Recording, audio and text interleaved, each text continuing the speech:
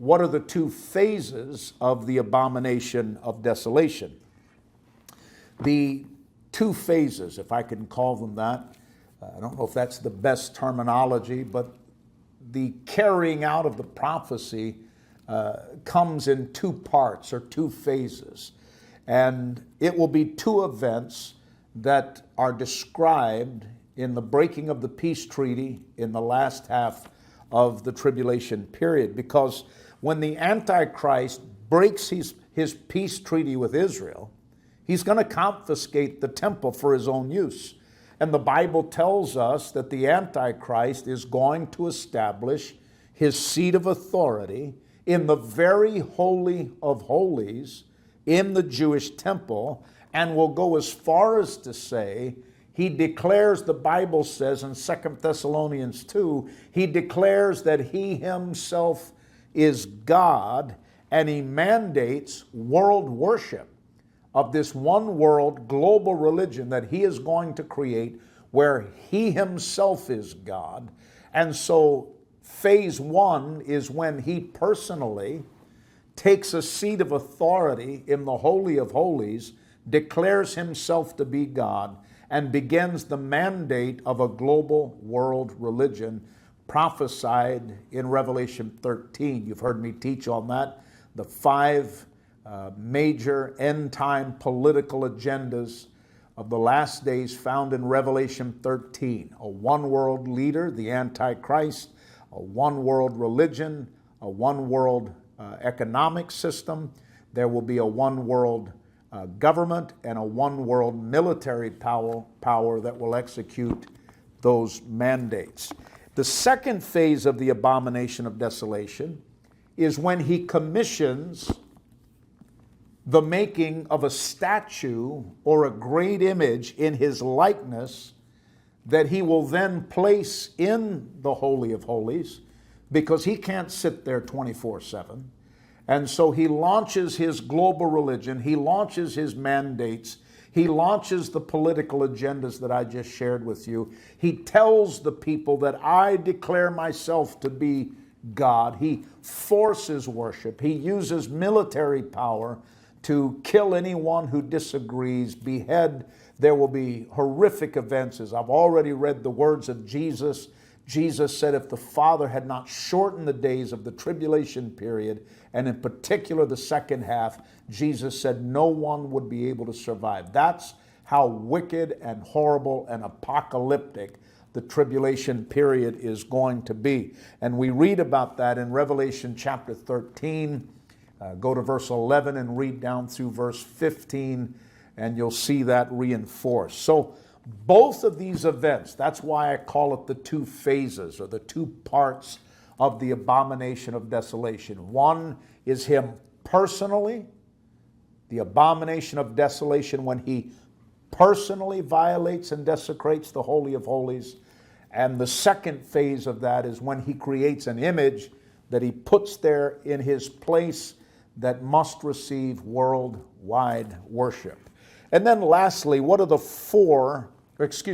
five prophetic events that surround the abomination of desolation? Now, some would say that it's a person. You know, some say it's a thing concerning the abomination of desolation. That's why I teach the two phases, because I believe it's both. I believe the passages that describe the person are describing the Antichrist, but because Revelation is clear that he commissions an image, an idol, to be made of him and placed in the Holy of Holies, it's both. So I don't see a deep argument theologically with trying to say the abomination of desolation involves a person, and the argument that the abomination of desolation involves a statue or an image. It's both. Almost all statues are commissioned to be replicates of a real person who had some type of historic input or influence or power, rulers, kings, politicians, presidents, etc., war heroes.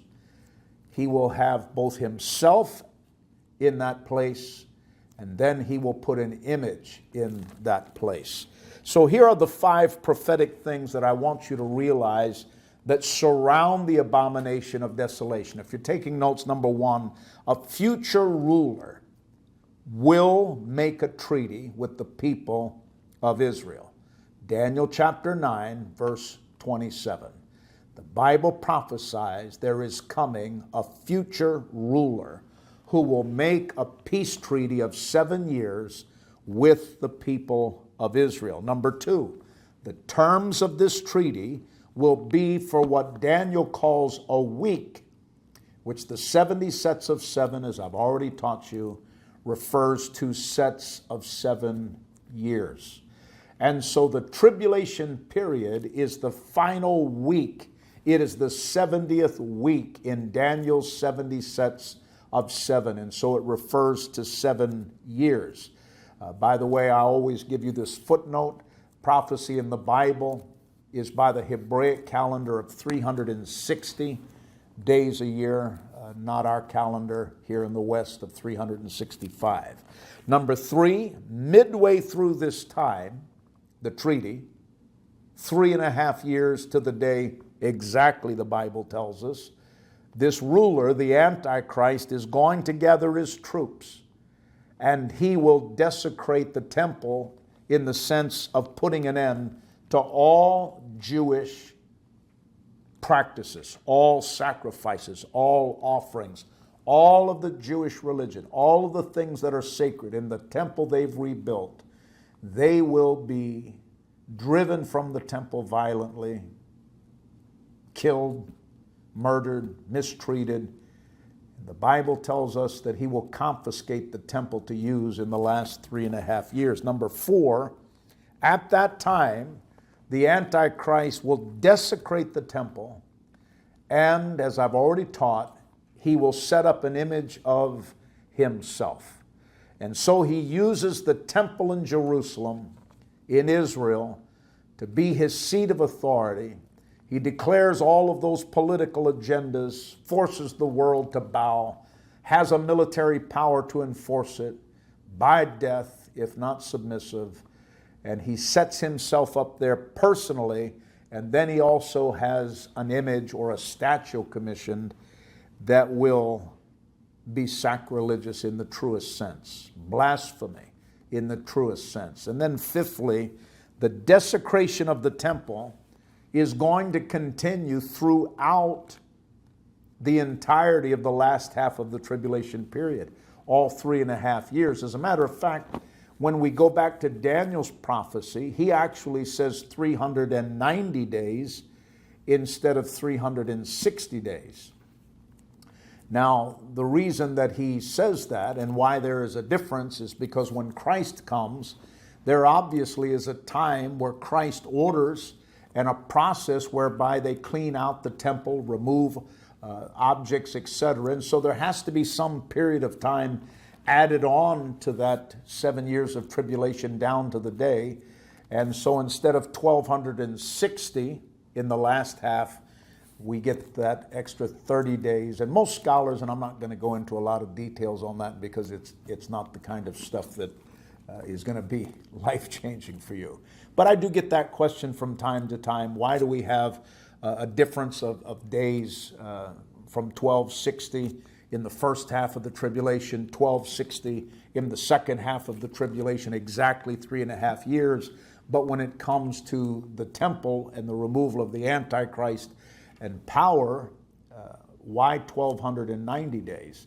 The extra 30 days, most scholars, there's not a lot of debate on this, there has to be some period of time where they clean up and clean out all of the things that the Antichrist has defrauded in the temple to bring it back to the standards of God.